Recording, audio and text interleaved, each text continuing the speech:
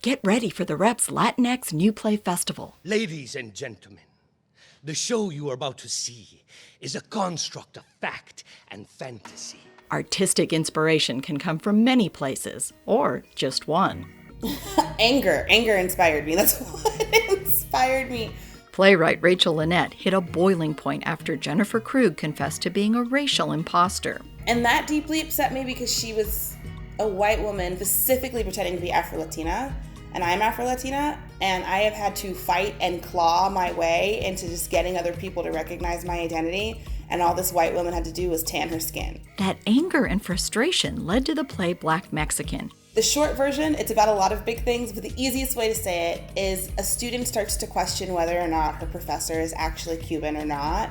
Meanwhile, there is a Belizean character who's trying to figure out if she counts as part of the Latin identity as well.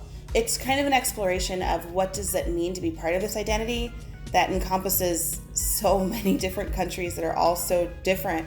And also, who do we give access to our culture and who do we keep out and why?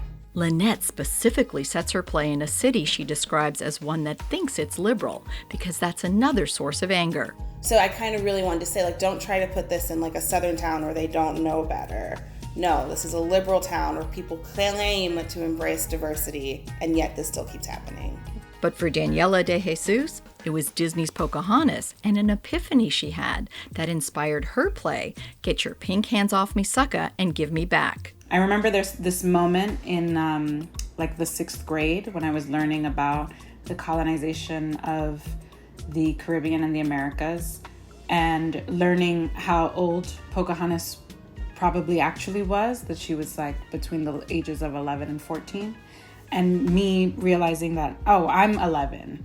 And there's no way that me having a romantic relationship with a 30-year-old man is okay. That's messed up. This led her to use her play to explore intergenerational trauma. The idea that trauma that happened to an ancestor 3, 4, 5 or more generations ago can manifest as an anxiety attack or a particular insecurity is really interesting to me. I like to think that because of that, in a way, that history is always happening. It's not in the past. It reverbs through what we're experiencing right now. The past was a major source of inspiration for Nicholas R. Valdez's play, Conjunto Blues. It's really kind of a nod, an ode, if you will, to my grandparents' generation. Coming out of this Depression-era experience, really, I think, kind of created a pathway for a Mexican-American identity. Informing that identity was conjunto music, which Valdez says was the origin of accordion-based Mexican-American music. The accordion and conjunto music, I think, really is the soundtrack to the Mexican-American working class experience of the 20th century. When people listen to the accordion, I think it's very nostalgic. El acordeón es muy emocional. And it is a very expressive instrument in the way that it breathes. Listen to her breathe.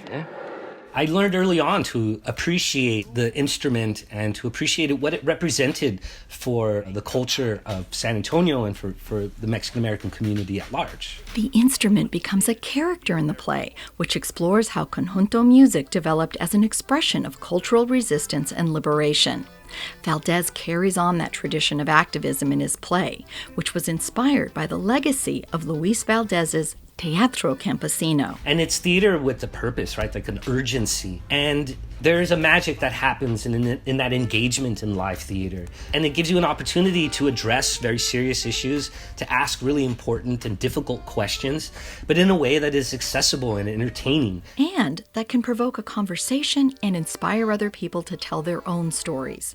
You can enjoy these stories as part of San Diego Rep's Latinx New Play Festival this weekend. Beth Accomando, KPBS News.